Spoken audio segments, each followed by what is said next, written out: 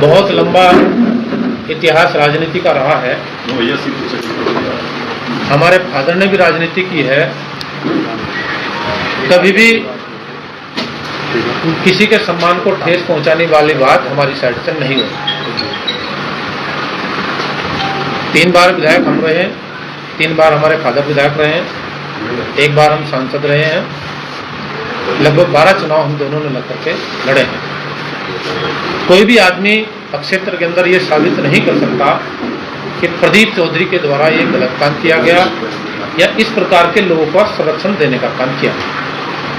कोई गलत बोलता है, हम लोग उसको बिल्कुल भी स्वीकार नहीं करते। लेकिन इस प्रकरण को लेकर के शाहपुर के अंदर मंदिर का प्रकरण हुआ, उस प्रकरण को लेकर के मैं खुद एसएसपी के पास गया और जाकर के इस प्रकरण को लेकर के गंभीरता से लेने की बात मैंने पुलिस के सामने रखी और उन्होंने इस प्रकरण में जो भी कार्रवाई हो सकती थी वो की भी है और अन्य तरीके से भी जांच कराने की बात हमने कप्तान को कही है और वो जांच करा भी रहे हैं। साथ ही साथ उसी प्रकरण को लेकर के जिस प्रकार से मेरे से उसको जोड़ा गया और मेरे परिवार से जोड़ा गया, मेरे ऊपर इस प्रकार के आरोप लगाने की बात की गई है कि प्रदीप के समर्थक इस प्रकार की भाषा का प्रयोग करने का काम कर रहे हैं। मैंने कभी भी इस प्रकार की भाषा का प्रयोग करने वाले व्यक्ति को कभी सहयोग नहीं किया। इतना ही कहना चाहता हूं कि जिस प्रकार से मेरे बारे में ऐसी भाषा का प्रयोग किया गया कि पूर्व सांसद के घर में भी माँ बहन होंगी, मेरे घर में माँ बहन भी हैं। राजनीतिक जीवन है, राजनीतिक जीवन में हमने भी आरोप प्रत्यारोप का सिलसिला झेला है।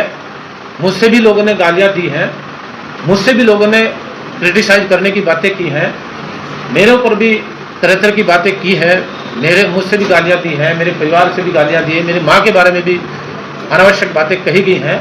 लेकिन हम लोगों ने कभी भी हताशा का परिचय नहीं दिया, हम लोगों ने कभी निराशा का परिचय नहीं दिया।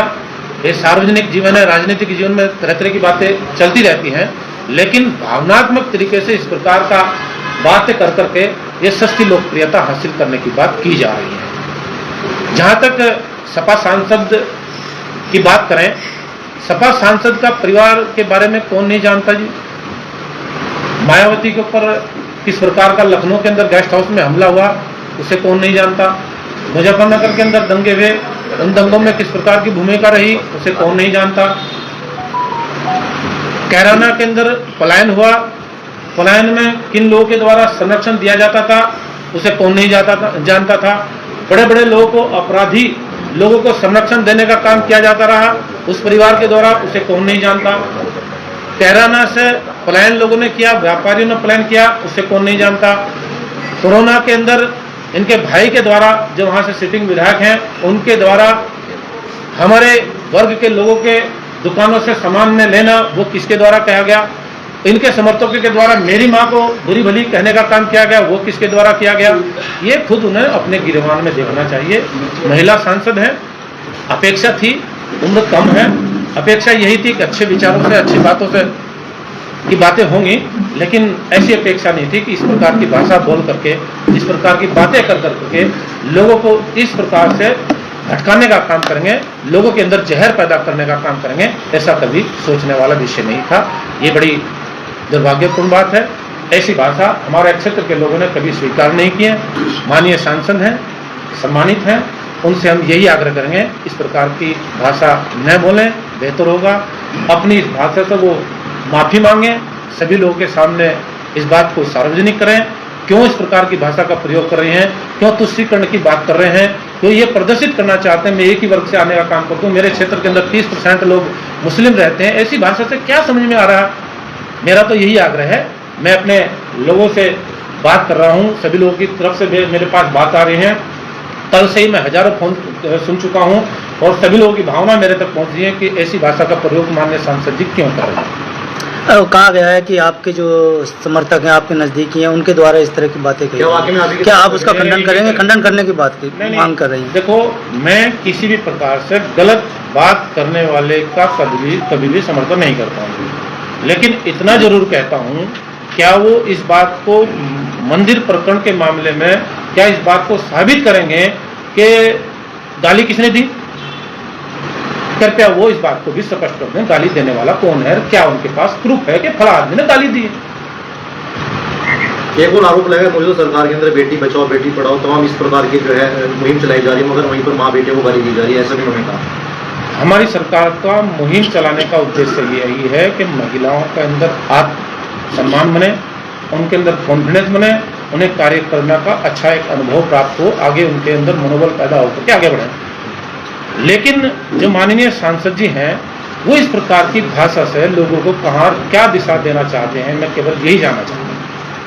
जो कल छापुर में जो बैठक हुई है जिसमें अपनी बात रखी है, वहाँ भावुक भी नजर आई और समाज के सभी वर्गों के लोग वहाँ पर थे, तो फिर इस तरह की बातें होना कहाँ तक सही?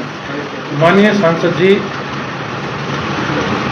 फेसबुक और व्हाट्सएप की दुनिया से नीचे उतर करके नहीं देख रहे,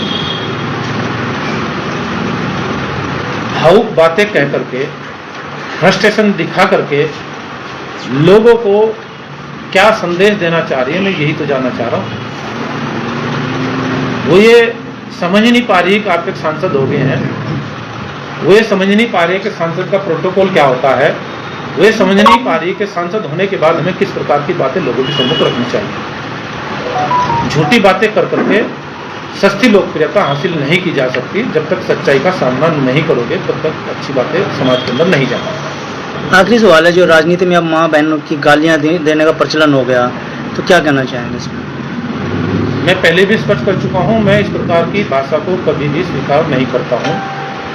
मैं हमेशा अच्छी बातों का सम्मान करता हूँ और अच्छी बातों को लेकर के आगे नौजवानों को भी प्रेरित करता हूँ, अपने क्षेत्र के लोगों को भी बेहतर दिशा देने का प्रयास करता हूँ। लेकिन इतना ही कहना चाहता हूँ कि जो भाषा ये विपक्षी लोगों के द्वारा प्रयोग की जा रही है, इस भाषा से लोगों के अंदर अच्छा संदेश नहीं जाएगा। लिहाजा इस भाषा को लेकर के वो अपने अंदर सुधार करने का काम करें, तभी संदेश लोगों के अंदर अच्छा जाएगा। आपके जो समर्थन है, अगर वो दोषी पाए गए, क्या आप उनको सजा दिलाएंगे? मेरे समर्थक अगर कोई गलत करता है, पहले तो उसको मैं ही समझाता हूँ और समझाने का प्रयास पूरा करता हूँ। नहीं समझता उसके खिलाफ पुलिस अपनी कार्रवाई करती है। सांसद का कहना यह भी है कि जो पूर्व सांसद है उन्हें मेरी जो जीत है वो हजम नहीं हो रही। मैं पहली बार चुनाव नहीं आ रहा हूँ, चुनाव पहले भी आ रहा हूँ और जीतता भी हूँ। मैंने कभी जीत में अपनी जीत का दुरुपयोग नहीं किया, अपने पद का दुरुपयोग नहीं किया, सरकार का दुरुपयोग नहीं किया और मैंने इनके कार्यकाल में सरकार का दुरुपयोग होते हुए बहुत अच्छे से देखा है। ये किसी से छुपी हुई बातें नहीं है। ये कितने कितने बड़े बड़े अपराधी इन्होंने पाले हैं, वो किसी से छुपे हुए नहीं है। बस मेरे मुंह से सारी बातें मत निकलवाओ। आप लोगों से मेरा अनुरोध है कि जो बातें मैंने आज आप लोगों से कही है उसी पर फोकस करने का काम किया जाए।